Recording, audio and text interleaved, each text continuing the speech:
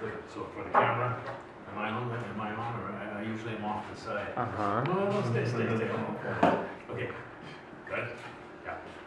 So for the camera, I'm Dennis Hunt. I'm the acting head. Okay. There's no head right now. We're gonna have a head as of January 1st. So right now I'm filling in as the head of the policy council of the Center for Ukrainian Studies, and I will ask Yulia Ivanuk to introduce our guest speaker, and from there we have a presentation on Ukrainians in Argentina.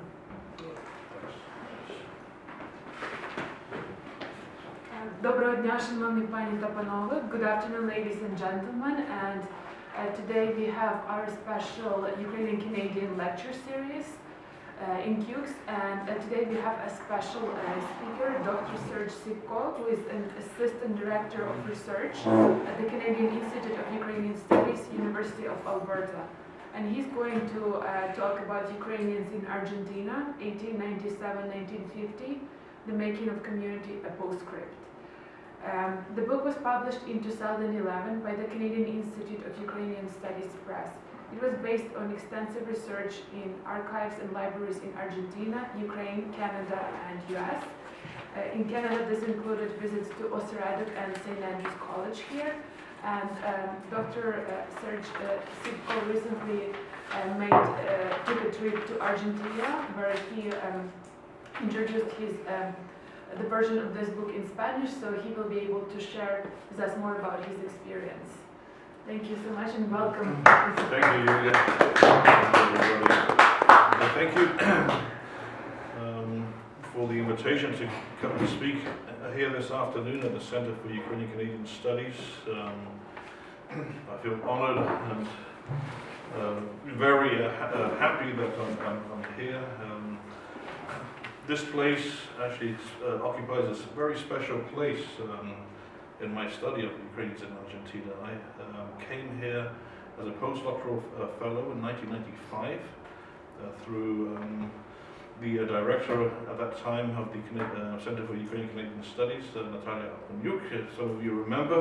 I got to meet all of you, and so I feel like I'm at home and among friends. I got to meet John Laird that year as well, and the two of us have been working on this topic together as well. So downstairs, as I was walking in, I remembered the library. And at that time, Raisa Moroz was the librarian, and she found a lot of materials for me, especially from the Ukrainian Orthodox Press in Argentina, and much of the material made its way into this book. So this is what we'll move on to the next slide, and this is what the Spanish version of the book looks like, the cover of the Spanish version of the book. So I was going to say a few words about the evolution of this book from its English language edition through its Ukrainian language edition, and through to Spanish edition, and there are some differences. Basically, the text is all the same. One advantage that the Ukrainian edition had was that whenever I had used Ukrainian language sources, I just asked the translator not to translate the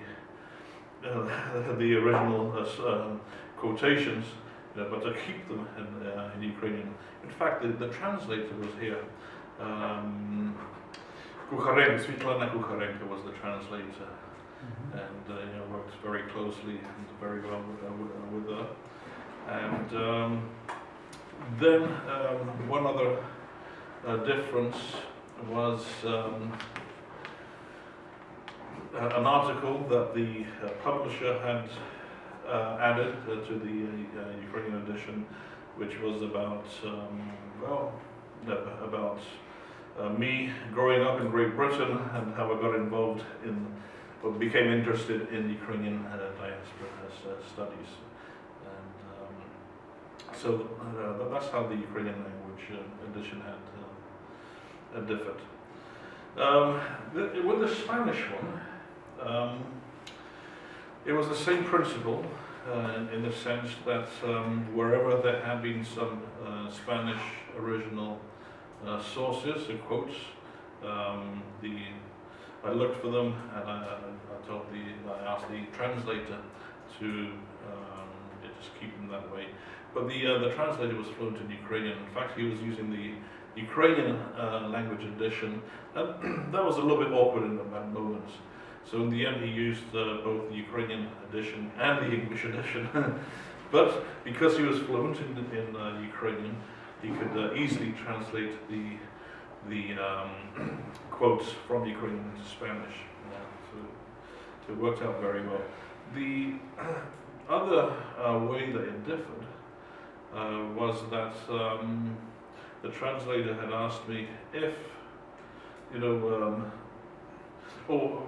were discussing the matter of photographs, and we came to the decision that it would be nice if more photographs could be included. We just don't keep them to the number that we had in the English and the Ukrainian edition, but if the number can be expanded, why not? And he asked around, and there were more photographs in the Spanish edition than there were in the other two editions. So we'll move on to, and this is one of them. This is how the cover of the Ukrainian language book looks like. It was published, I believe, in 2015 in Kyiv. The publisher was, the head of the publishing firm, Dulebe, is Marina Hremich. She was here in in Canada, working at the called Ukrainian Studies Folklore Center, called Folklore Center at the University of Alberta, and she was the wife of Ukraine's ambassador to Canada as well. And she accompanied Jock, myself, and then Richard Natashevsky to a field trip in South America, in Brazil rather than Argentina.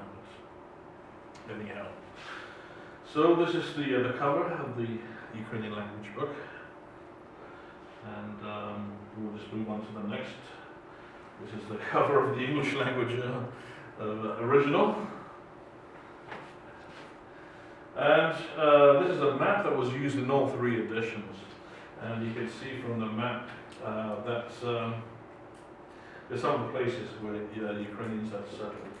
So these are the main places, the main suburbs in Buenos Aires, Valentina Alsina, Lanús, San Martin, and a little bit further is the city, the provincial capital of La Plata, and not very far from there is a small city now, it was just a town 100 years ago, called Berisso.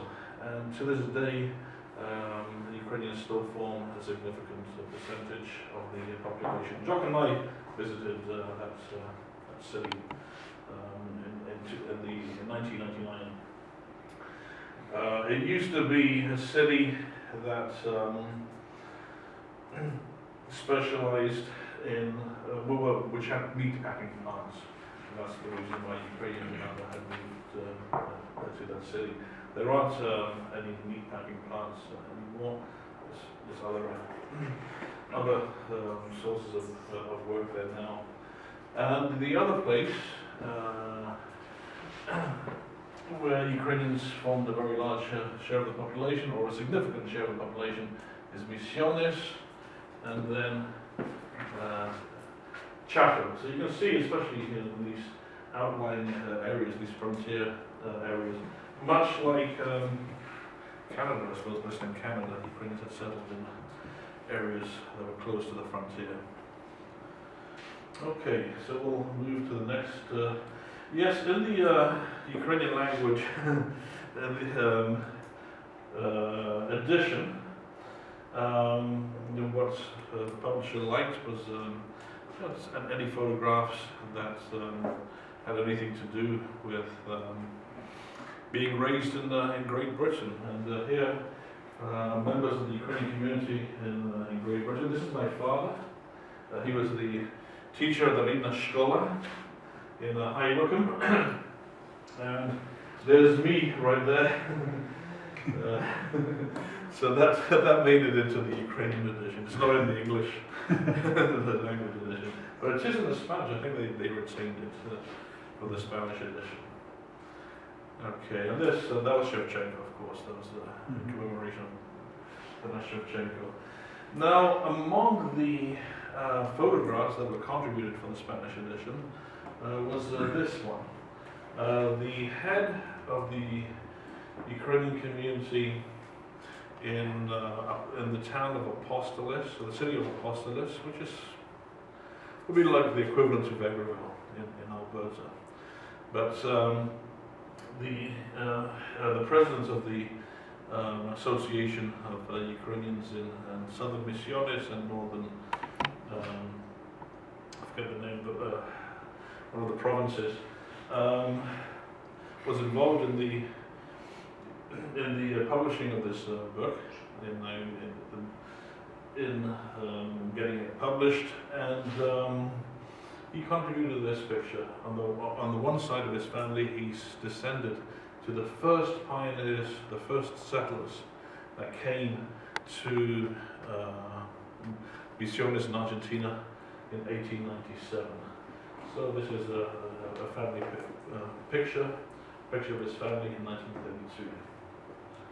Okay, we'll move on to the next one. Again, another picture that was contributed for the Spanish edition was this one. The first Ukrainian church in Tres Capones, Misiones, 1903. Now, some of you, I think all of you, who have researched the history of Ukrainians in Canada, Western Canada, have read lots of articles and books about the beginnings of the church, the churches here in Canada, and there was a bit of a tug of war between the Ukrainian Catholic Church and the beginnings of the Ukrainian and the first Ukrainian Orthodox Church. So there was a split that way.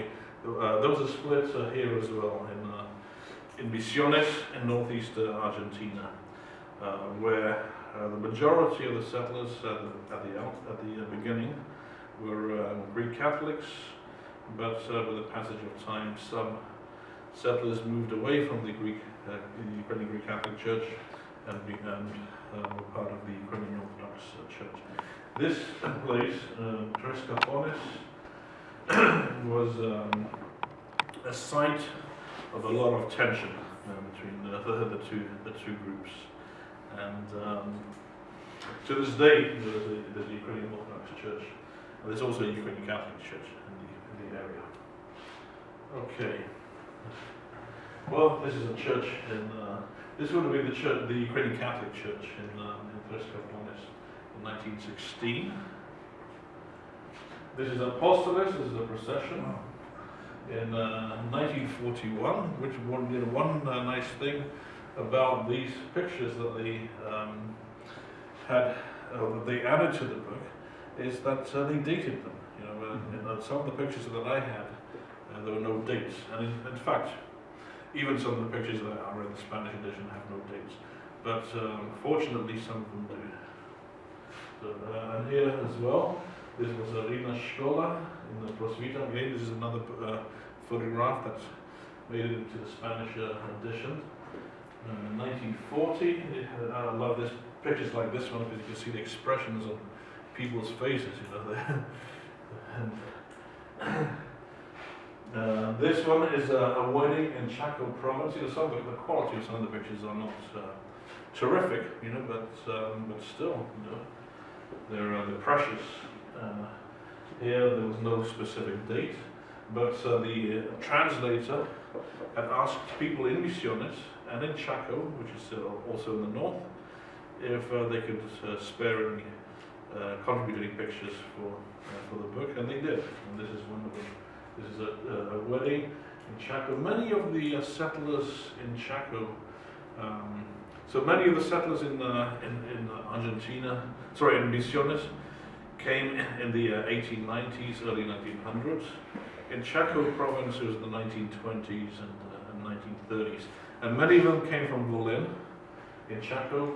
So I'm guessing that many of the immigrants, or the people that you see here, are originally from Volin. Okay, this one was precious as well. You know, I've never seen a picture like this one.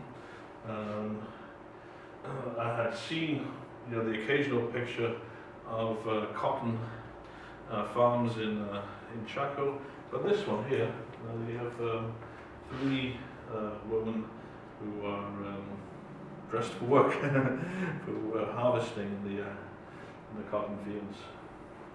Okay, this is the 1940s. And here's a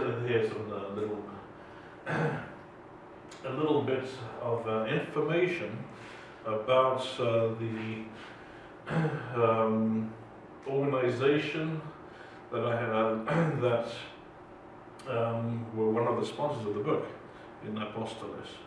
So it's I think that this organization had come by its name fairly recently. It's called the Colectividad Ucraniana de Apóstoles, Pueblos, Colonias y Norte de Corrientes. That was the other province that I had in mind. So translated, it's the Ukrainian community of Apóstoles in southern Misiones, Pueblos, which means villages, Colonias, colonies or agricultural settlements, and the north of Corrientes. So it encompasses the southern part of one province and the northern part of another, neighboring Corrientes in the south of Misiones. The first Ukrainian settlement was founded in August 1897. Ukrainians and Poles came together, and that marked the beginning of the official colonization in the province of Misiones itself, the province of Misiones. Now it has a municipal population of 43,000. When Jock and I were there in 1999, it was much less than that. So it's, you know, the places like Apóstoles have grown a fair bit, just like the larger cities have in the province as a whole. In fact, I think that this province, Misiones, has probably grown in the last 20 years, 30 years, 25, 30 years, more than the average, the national average. Okay, you know, when I was there, I was for the presentation of the book. I was only there for a few days, but you know, I was pretty attentive to what people were saying. So what I would like to share with you is some of the data that people shared with me, and one of them is the local Ukrainian organization, the Club Argentino Ucraniano de Apóstoles. They told me that that they have around 400 members. You know, it's a fairly significant number and organization in the city. You know, one of the key board members is not of Ukrainian background, but I understand from what they were saying that he's more Ukrainian than the Ukrainian. So he really likes being on the executive and you know, pushing for certain things. They use the word criollo in Argentina, in this area, in a way that is a little bit different from the word that it was officially used in Latin America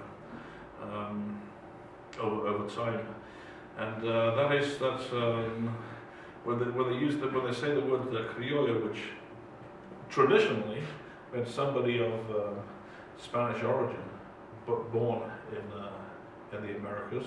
Now the word criollo means pretty much anybody who was born in the area who predated, who descends from people who predated the Ukrainian immigrants and the Polish and Ukrainians settled together with Poles in this area, but they happen to be Poles from Halachina, from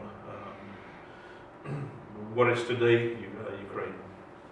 Okay, so in the next picture you'll see Gabriel. Okay, remember the picture from 1932? So he's a descendant of these first settlers. So he is the president of that organization, and his wife is also a descendant of immigrants, Ukrainian and Polish, from what I can understand. And these are the posters that they had prepared for the book presentation, for the book launch. So it took place in the book fair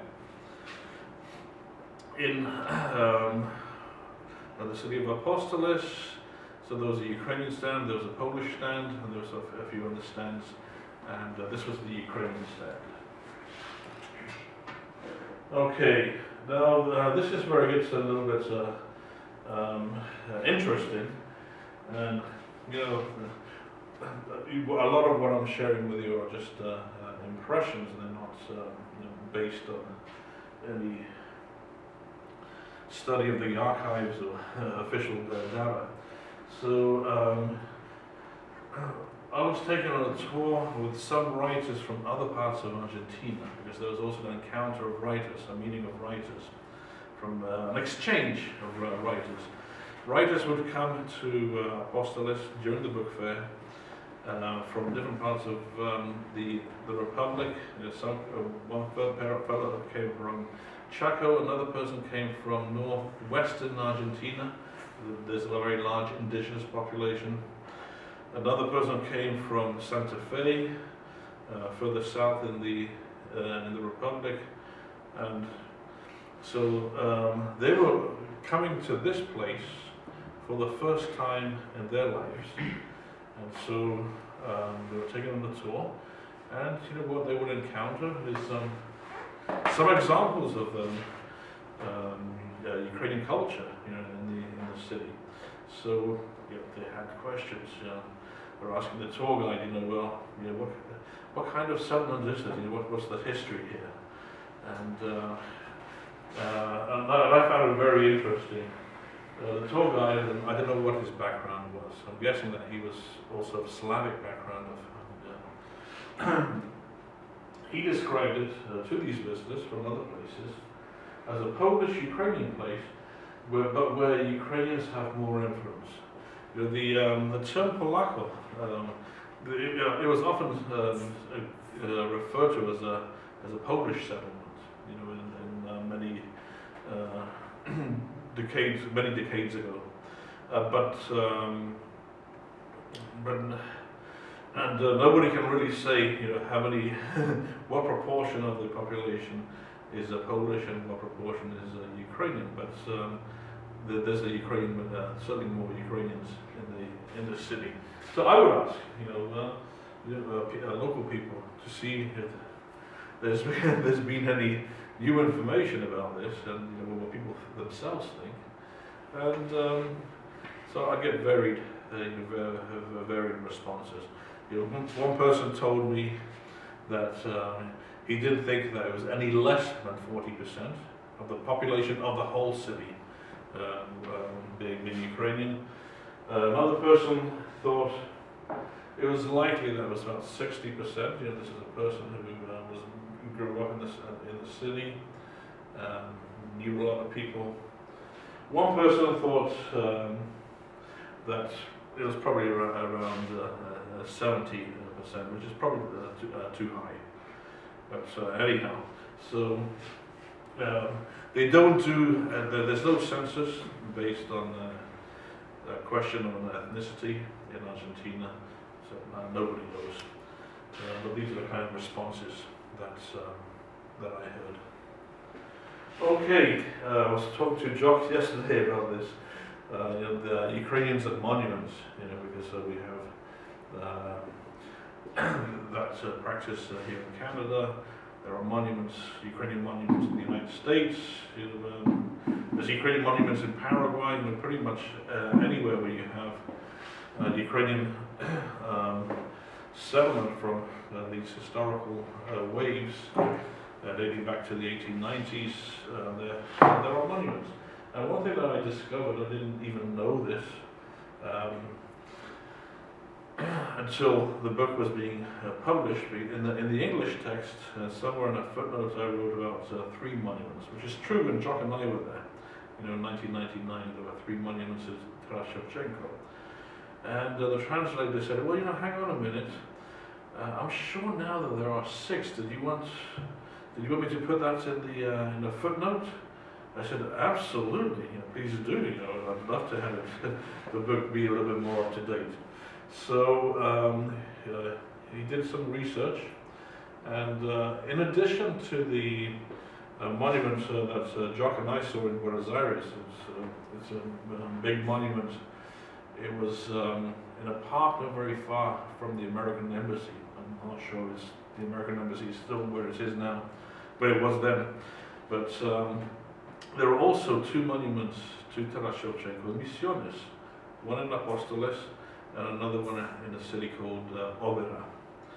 And I discovered that in addition to that, there's a monument to Taras Shevchenko in Berisso, in that city outside of the provincial capital of La Plata.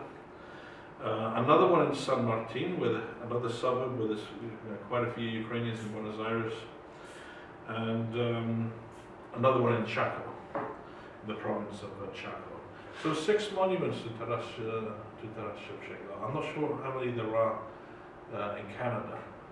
There's probably anyway. we can count them collectively. Okay, this is something very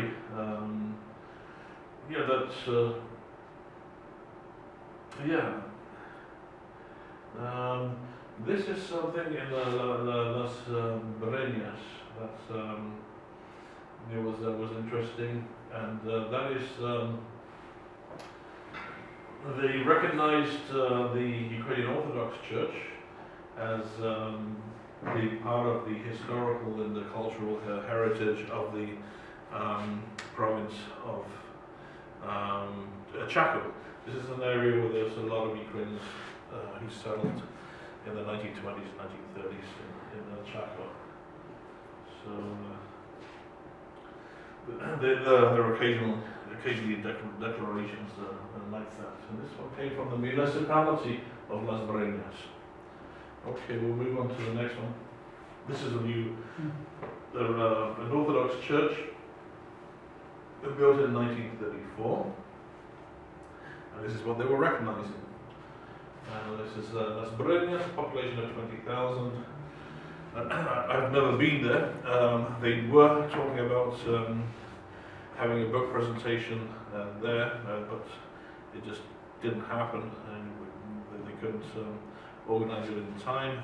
But anyhow, it's part of the story. This is the interior of the Ukrainian Orthodox Church.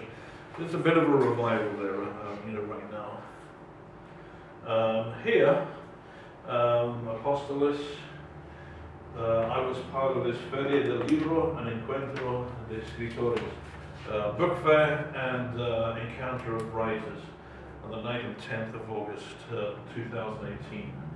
And these are the places where I mentioned that the writers had come from, the provinces of Salta and Jujuy.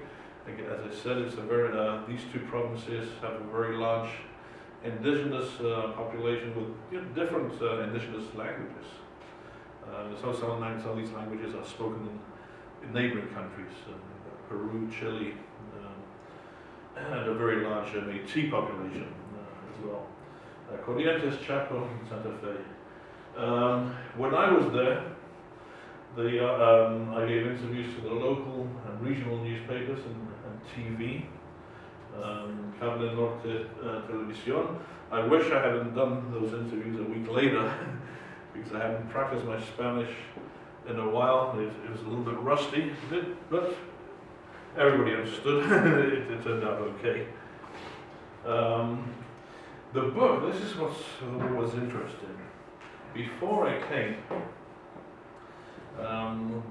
the city council met and they did this special declaration where they declared, and I have a certificate to that effect, and that's in the book, in fact.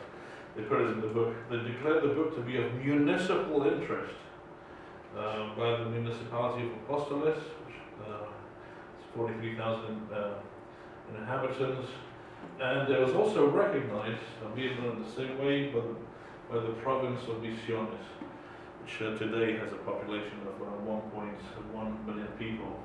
But copies of both of the declarations are in the book. So they made them. They wanted the book to be noticed, and what was nice is that the municipality, which is not, I don't know what the proportion of Ukrainians are, but it's a mixed, people of mixed origins, decided that this was something that was relevant to the history of this area. Okay, and this is something that's interesting as well. So you have the monuments to Taras Shevchenko. You also you have the Pesanka as a symbol of identity of this municipality. There's something that Ukrainians and Poles could share because both groups have Pesanka. And this was a poster that they had prepared for the erection of a monument to the Pesanka that took place in March this year, and in a small square called the small Pesanka Square, or Pesanka Square.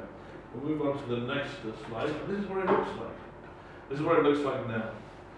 So, on the one hand, it's a Pesanka with designs on both sides. One of them are typical Ukrainian designs. On the other side are typical Polish sides. Here you see it. So this would be the Polish side, and they have a hand here. So the way it was described to me was this was a gift by the Ukrainian and Polish communities of Apóstoles to the Criollo community, to the native people of Apóstoles who predated the two groups. And I thought the Jock will recognize this one because this is a picture that I think we took when we were in the Iguazu on the Brazilian side, just to show you that the Ukrainian motifs, they are quite known. This is a guide to Paraná, the state of Paraná in Brazil. You can see the Ukrainian dancer. And Pesanka is very important to the Ukrainian community as a symbol as well. And some of these symbols, seem to be, just like here in Manitoba, to be provincial symbols already. Okay, well this is the a group picture. You can see in this picture, this is the bishop of the Ukrainian Catholic Church.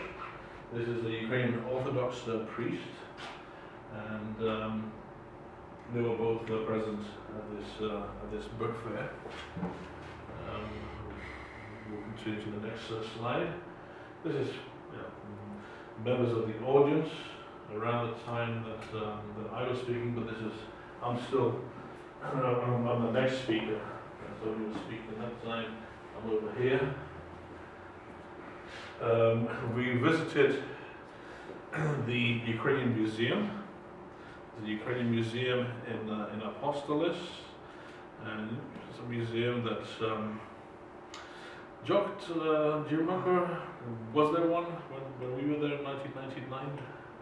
I don't think so. No, I don't think so. So it was recently established, and they're still adding to their collections, but they already have quite a bit, especially Pesanke. They have a very good Pesanke collection, and some good photographs as well. And it's run by the Basilian Order of the Ukrainian Catholic Church, and again, I was a little attentive to any new information, and I learned they run the local Cristo Rey school, which has around 1,000 pupils, and they told me that about 60% of them are of the Ukrainian Catholic rite. So this is in Apostolus. It's not the only school in Apostolus, but this is one that's run by the Basilian Order. They told me that there's another school in the provincial capital of Posadas, a very nice city, has a population of about 350,000 today, and in that school, in Posadas, there's about 1,500 pupils, about a tenth of them are Ukrainian Catholic, and they told me that there was another one elsewhere in the province, and that one had recently passed from the Basilian Order straight to the eparchial management. And there's also one in Berisso too, but the proportion of Ukrainian Catholics there is probably about the same as in Posadas. It's not very large, but popular nonetheless. I mean, these schools still exist. Okay, social media. That's another thing that I discovered is, and this, Dennis, I'm sure, is something that you in particular will be interested in. To what extent do they use social media? They use it quite substantially. There's different groups that use the social media. These are some examples. This is the top one at the top, the Representación Central Ucrania, is the equivalent to CUC, the Ukrainian Canadian Congress in Argentina, and they have a homepage. So does the Prosvita Society in Berisso. So does the Ukrainian Catholic Church.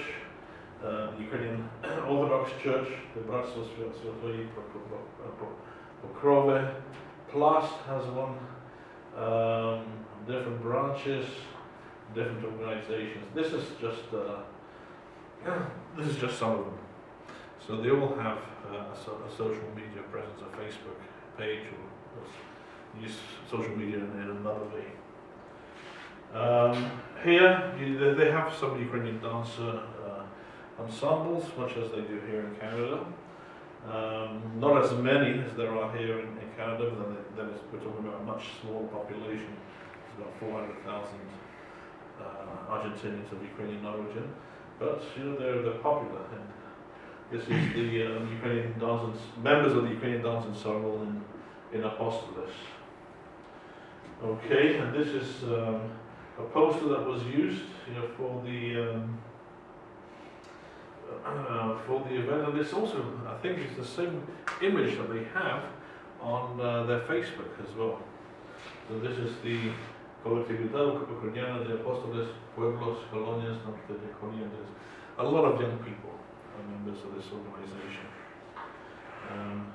Okay, and I also went to and spoke before the Prosvita Society in Buenos Aires. So we're talking now about an urban experience. Huge city, as John can attest to that. 10 million people, if you include, greater Buenos Aires. So It's in a place that might not have been considered right inside downtown, say 100 years ago, is now part of the town. It's considered part of the town. It's a sort of a trendy place now in the city, whereas before it would have been considered almost like a periphery, a bit of a periphery in the center of the city. Now they still have the same. They still have the Prosvita Society. This building, I can't remember when it was constructed, but a very long time ago. And these are members. Oh, let me just go back. That's okay. If we just go back a little bit. Usually, they told me that on a Saturday, just to give you an idea of how active the community might be. They said that on a Saturday you find maybe as many as, or a Sunday, maybe around 200 people. So, and I told them about when I spoke to them about our experience in Edmonton with organizations and the fact that we have access to casinos. They thought that this is something that they could only dream about. It's all voluntary labor. We could talk about that a little bit later as to how much state support they get for any of their activities. Okay, here, the sponsors of the book presentation in Buenos Aires was the Chamber, along with some other organizations. This is the president. You can see if I go from left to right. This is the president here. He's of an Argentine of Lebanese origin. There's no Ukrainian origin. There's myself in the middle. This is Pedro Lilik, a famous neurosurgeon, one of the top neurosurgeons in Latin America. And to his left is Jelena Tauretsky, who's the translator and editor of the book. Okay, we'll move on to the next one. This is just an example of what happened when they were talking about announcing the presentation of the book. These are people who like them, 47 shares. This is their use of, an example of the use of Facebook in Buenos Aires. They also launched it, or presented it with, I was no longer there, in Paraguay, in neighboring Paraguay. People in Paraguay were interested. As John knows, right across the border from Posadas, there's a city called Encarnacion, and in Encarnacion and in some farms nearby, there are some Ukrainian settlements outside of the city. Okay. This is a picture of the presentation in Paraguay. They have people that came from Apóstoles, these two people, and this is the Paraguayan host, and in the middle is the translator, Yerema. Okay, we'll move on to the next slide. They had, this is part of the event, the presentation event, some local Ukrainian dancers at the book fair in Encarnacion. Okay, and this is how they had organized this. The local sponsorship came from the Asociación Hermandad Ucraniana San Jorge. Most of the Ukrainians that settled in Paraguay came from Volin. So at least on arrival, they were Ukrainian Orthodox. They were Orthodox. And one of my discoveries was that I heard that the rector of the university in Encarnacion, considered a very good university, at least from what people told me in Argentina, is a descendant of Ukrainian immigrants, Nadia Shiranuk. Okay. Now, when people spoke to me about the book, I was quite curious as to what their impressions were. And so sometimes they shared with me some of their surprises, what they had found about this book. One of them was a very was something that relates to the labor movement. Something that was very similar here in Canada. I'm thinking of Estevan, for example. When did Estevan happen in Saskatchewan? 1931, thereabouts. Yeah. So this was, you could say, almost the equivalent. This was an agrarian movement that comprised a lot of Ukrainians in the area of Obera, more in the central part of the province, or north of Apostolis, in Misiones, and they demonstrated in 1936 for better prices for the yerba mate product. You know, the prices have gone down. The prices of agrarian crops just generally during the time of the Great Depression, regardless of the country, had gone down. And they were confronted by police and local aides, and at least 3 people were killed. I think it was 3 people during the first confrontation, and a 4th person died later on. So not many people knew about this, and especially, I suppose, during the years of the military dictatorship, fewer people would speak about this. But by the time I had been working on the English edition, a book had come out, and I had quite a few sources from my own research in Ukrainian and in Spanish as well, in the Argentine mainstream press. So this was one surprise, or people spoke to me about this. There's a mural in the bus station of Obera, which I haven't visited, so I just lifted this from the internet somewhere. So this is how much people are talking about it now, or in more recent years. We'll move on to the next one. There's even a documentary film that had been produced that is now accessible through the online as well. So here, yes, and here this is more or less my last point. People were also interested in the fact that I spoke about all organizations, those that were for Ukrainian independence, and those which were pro-Soviet. So for those people who weren't part of the other camp, they discovered some new information through this book. So I was one thing that I had followed to some degree subsequently to my first book was what happened to these organizations what happened after 1991, after Ukrainian independence, and especially to those organizations that were pro-Soviet.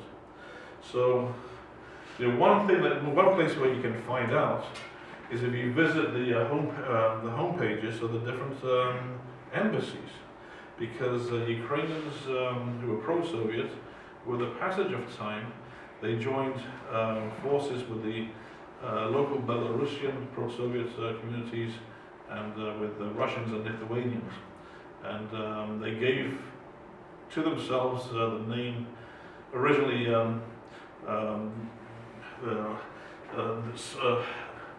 clubs of Soviet citizens, something along those lines, and then they became clubs of ex-Soviet citizens after 1991, and now they have another name. Actually, I just discovered this just before we got here. It's now known as the Federation of Cultural Institutions of Immigrants of Belarusians, Russians, and Ukrainians. Belarusian, Russian, and Ukrainian immigrants. So this is what the group is now known as. And what is interesting is at least the Ukrainian embassy in Argentina gives you a list of the organizations that are members of the Ukrainian Central Representation. In previous years, and I'm guessing this was probably during the Yanukovych presidency, but I'm not sure, they also listed the former pro-Soviet organizations as well, because these are Ukrainians that still are members of other organizations that they do have an Eastern Slavic character, but they're still part of these organizations. Okay, so we'll move on to the next slide. This is the website of the Belarusian embassy, and here you have an example of an organization that is part of this federation of cultural institutions of Belarusian, Russian, and Ukrainian immigrants. So these, at one time, I'm guessing, are the same organizations, like this one, Dnipro especially, would be mentioned in the home pages of the three embassies, the Ukrainian, Belarusian, and Russian embassy. So we'll move on to the next slide. And this is the Facebook of the Russian embassy of Argentina, and again you have the organization Dnipro. Now what's interesting about Dnipro is that I remember being in Javayol, that's how this suburb of Buenos Aires is pronounced in Argentinian Spanish, and I met people in that neighborhood who were being visited by Ukrainian Catholic nuns, sisters, and I think that they were, well, at least one of them belonged to this club called the Dnipro. Then I also heard during this visit that there was a migrant from Misiones, so let's say a fourth generation Ukrainian, who had moved to Buenos Aires, and this must have been the closest organization to him. He saw the word Dnipro and just thought, well, has to be a Ukrainian organization, joined it, and apparently didn't really feel at home there. Now he himself didn't tell me this, there's somebody else who told me this, and then he joined Prosvita in Buenos Aires. So this is just an anecdote, and I think that might be the last. Oh yes, yes. And yeah, what is also interesting is where who has consulates, and where are they located, and well, the Ukrainians do have an honorary consulate in Misiones, and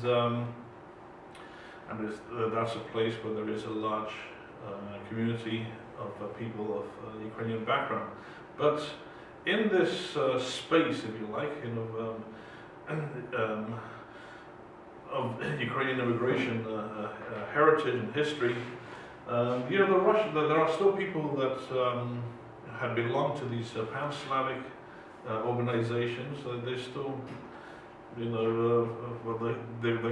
feel closer to the Russian nationality. And this is an example. I mean, I don't think there are really that many ethnic Russians in Misiones, and yet they do have this honorary consulate in Obera, with a person that you can see, Zarchuk, the person who is there. Okay, so the Ukrainian honorary consulates, these are where they are located, in La Plata, not very far from Berisso. The provincial capital, Posadas, the provincial capital of Misiones. They also have an honorary consulate in Fram, which Jock and I had visited back in 1999. In Paraguay, not very far from Encarnacion, the city. They have one in Montevideo, Uruguay, but there's not much of a Ukrainian community there any longer.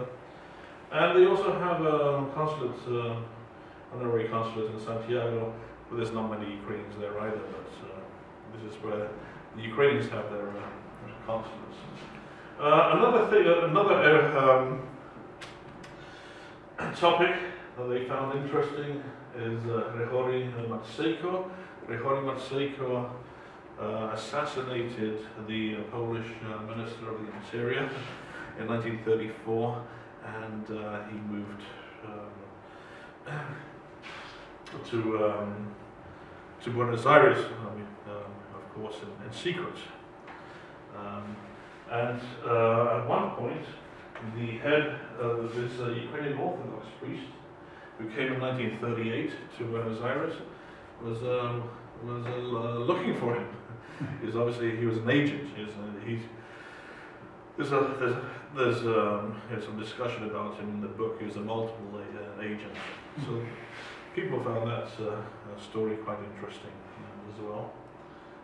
Okay, so that was discussed a little bit during my book presentation in Buenos Aires. This is something that I thought I would do when I was in Buenos Aires. I thought myself, I have the good fortune of being able to work in the archives of Lviv, and and it just seems that it would be right if I could just leave some copies of these archival materials with the community in Argentina. So I shared copies of documents that related to the beginnings of the churches, or petitions for priests with people in Argentina, with the community in Argentina. And that's it. Thank you for your attention. Are there any questions? Yes. I guess several areas. I'm fascinated. I realize your initial study was up to 1950, and you have now expanded beyond. I'm interested in some of the happenings that you haven't dealt with, and I wrote down some people, some names of people, and I wonder if you've heard of any of them. In your passing, you're traveling into different places, different areas where Argentina culture crosses over. So one is 1962, the film Taras Bulba. Right. Taras Bulba was made part of it was made in Argentina, in the northern areas. They tried to replicate the steppes, Yes. and people complained that, well, actually this was already into the foothills and into the mountains. Yes, that's It wasn't true. the steppes. That's true. And this was in Salta. Yes. Did you run into any data about the film? What was that? Not at all. But that's an interesting point. Because it would have been interesting to see if the Ukrainian language press had even covered it. At that time. My research stopped around 1950, and I don't remember seeing very much about it. Perhaps in passing there was, but I'm sure that people would have been asked, because there was a lot of interaction between the Ukrainian communities in South America, especially Argentina and the United States, for example.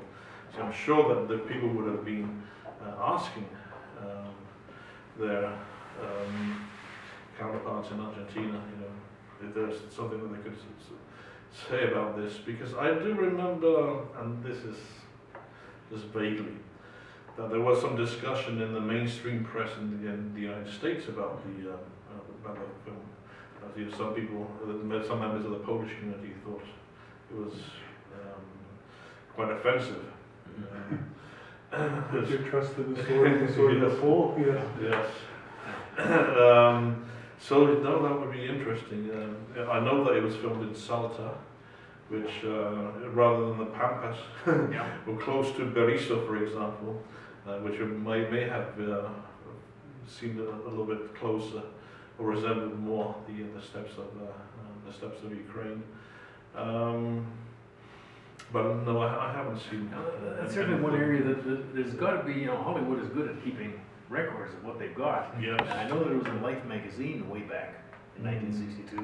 Yeah. and some of the pictures were stills that were taken off the movie and in the Argentine area. Yeah. So it'd be Yeah. interesting to, I don't Yeah. know what archival material still exists, if any, of that film. So that's one area. Yeah. Another area of interest is I'm very interested in music and musical culture. So in two areas, both popular and classical. Now, Yes. popular culture, there were certain bands and orchestras, especially the smaller band that played Ukrainian music. And one in Yeah. particular, the author's name, or the director of the group was Pietri. And I have heard nothing about him. I can find no information about Pietri. He doesn't exist. But his music, he played, he got a small group together and they did Ukrainian dances, which eventually was recorded by Arka, brought into, as you say, into the United States and into Canada. In anyone who lived in the 1960s in Canada who did Ukrainian dancing, the records they used were this Pietri orchestra. Right. And I brought the cover of one of them, which some of you may recognize, although it's old, but it looks like that. If any Ukrainian dance group, Prosvita, Ukrainian National Home, the Sunday schools, the church groups, they use this record, and this is Anatole Pietri Orchestra from Buenos Aires, from Argentina. So I want to know more about him. Yes.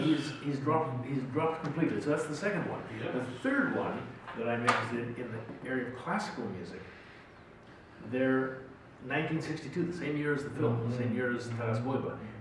1962 was essentially the anniversary of Mikola Lysenko and his Right. music of 75 years. And they had a huge concert at the Cologne Theater. Now, Cologne Theater is considered one of the most significant opera houses in the world. Yes. Its acoustics are supposedly second to none. If you want to hear acoustic, I've never been. If you want to hear acoustics in an opera house, go to Cologne. Is what they say. Well, there was a Ukrainian conductor. His name was Kopatovich. I know nothing about him. He is I think not- he's Croatian. I think he might have been Croatian. I believe that is correct. Yeah. So he's one, and he conducted this concert. He Right. played the most gorgeous version of Stjana Ballerina, full orchestra, and the soloists at that time, and they became important in America. Alicia Andreadis. I don't know whether Yes. I don't know whether Yes, she she ever was came from to Canada. Zaporizhia. I remember. Yeah, no, exactly. No, I don't know whether she came to Canada ever to perform at all. I know she was in the United States. I want to know more about her. She is not in the Ukrainian Encyclopedia. She is not in any of the Ukrainian music books. So Kopatovich and Andreadis and these people, they just don't exist. Yes. And yet they were so important. Yeah. And I don't know whether they just performed at that one particular event, or whether they, Andreadis was supposedly a regular of the Cologne Opera House. I want to hear more about it. Yeah, no, again, I haven't seen that many sources that deal with that topic. I'll tell you a place where I did see it a little bit, and that is in the archives of the Immigration Studies Center in Minneapolis, University of Manitoba. Yeah. Sorry, not Manitoba, Minnesota. They have a Ukrainian collection. Yeah. And there's a collection that pertains to one of the community leaders in Argentina, Jochen Onatsky, and he kept a lot of the correspondence. And I believe, there's some correspondence there that he has with some of the, at least a couple of the figures who are involved in the opera. There's some names in the book, but there isn't very much, and it's definitely something that should be investigated far more than has been.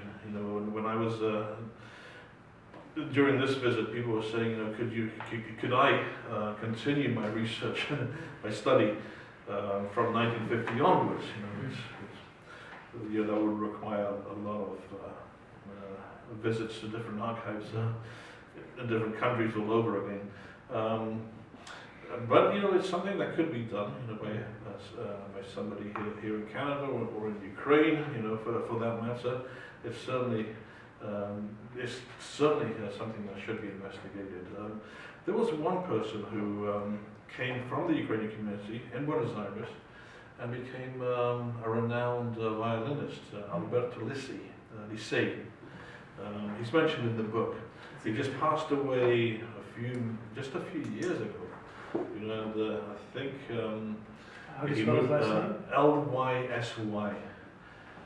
And I think he's probably the most famous of the musicians of Ukrainian origin, or at least certainly as a violinist. So he's well known as an Argentine violinist, and he's certainly well known as a member of the Ukrainian community, or person of Ukrainian origin there. And I think he eventually moved to Switzerland. I can't remember. That's interesting. I don't know his name at all. Yeah. And you know, the reason he's in the book is because you know, his father was a member of one of the organizations in the 1930s. So which book? The English book? Or In the English book, actually all books, all versions. Okay. The other person who is an example of the intersection of cultures is Charles Spasiuk, the accordionist. And again, he's somebody who is well known in Argentina. He's performed in New York and London, and he uses he has some as part of what he's performed. There's Ukrainian tunes and there's other tunes. He's definitely worthwhile exploring. I guess the other one that I don't know at all. I know that Alexander Koshitz took his choir Yes. to South America. Now whether he got, I don't know whether he got to Argentina. Yes, He did. he's in the book. Yeah, he did. I mean, these were short visits, but yes. So he And I'm would- sure that's in Australia. I wouldn't be surprised if there's something pertaining to that visit. But yeah, he's mentioned in the sources. So there's a whole area in music, classical music, popular music, and film. Yes, and then you know, just one other example where there's of the intersection of cultures is a group known as the Cuatro Ases, ASES, and these are people of the fourth generation Ukrainians who are performing with others in Apostoles, and they particularly emphasize a trend known as musical trend known as chamane, which is popular in that area. But again, I can only talk about those topics superficially. Yeah, well, I realize they're past your main study was up to 1950. But, And this is all in the 60s and beyond. Yes, but I'm glad that you're asking these questions. And the last one that I know is the conductor of the National Symphony Orchestra of Kiev, of Ukraine, Theodore Kuchar. Right. When he finished his stint in Kiev, he went to not Argentina but Venezuela. Okay. And he is now the conductor of the Venezuela Symphony Orchestra. Well, that's And doing South American Latin classical music. So he's very interesting. I should take his name afterwards. Yeah. Well, he's an interesting one. He has one record on, I think, Brilliant label record, and he has many from Kiev. He has many recordings. But he's another one. I'm trying to keep track of him. So I'm really intrigued at the cultural, the classical cultural, if you want, dimensions of music, and say I don't know what happened to Taras Bulba, why there's no information on it, but it's got to be out there, and Hollywood is. Yes, you're right. You know, now one thing that helps now with our research is that many newspapers and magazines are digitized. So they have searchable databases, So if we used Taras Bulba as a keyword for the New York Times or for Life magazine, I'm trying to think of what newspapers and magazines are being digitized in the United States. Anyhow, some of the main newspapers and magazines have been digitized, and things went. You don't want to pop up there. And I know that Taras Bulba, the film, some of it was filmed in Argentina, and they have a credit at the end of the film saying thank you to the Argentina Army for its participation in the film. They taught them one word in Ukrainian. They taught them to say Zaporozhye. Yes. And they said it again. That's the only word they said. Yeah. But also that film was partly filmed apparently in Kamenets-Podillia, which we think we're trying to track that down. It might be the castle. Apparently, you say there's a castle there, and I think that what they did is they took this part from Salta in Argentina and they sort of superimposed it onto the castle in Kamenets-Podillia and put it together seamlessly, so you can't tell. Yeah, and we have to follow up on that, whether it's the right castle or not. I hope it is. I hope that. Yeah, and unfortunately, while many of the American newspapers have been digitized, none of the Argentine newspapers have been digitized beyond 1924, something like that, or maybe 22, or maybe just one local newspaper might have. So, but it will be interesting to explore in the Argentine newspapers what. Well, you have a fascinating area, and there's obviously another whole area that is waiting to be discovered. And you've started after 1950, and now I want to see the rest of it. So, thank you. Unfortunately, we are running out of time for questions, as Dr. Cipko has other obligations for today. Thank you so much for coming to give a talk at the center. We found it extremely educational and valuable to us and our students. Thank you so much. Well, thank you for coming. Thanks.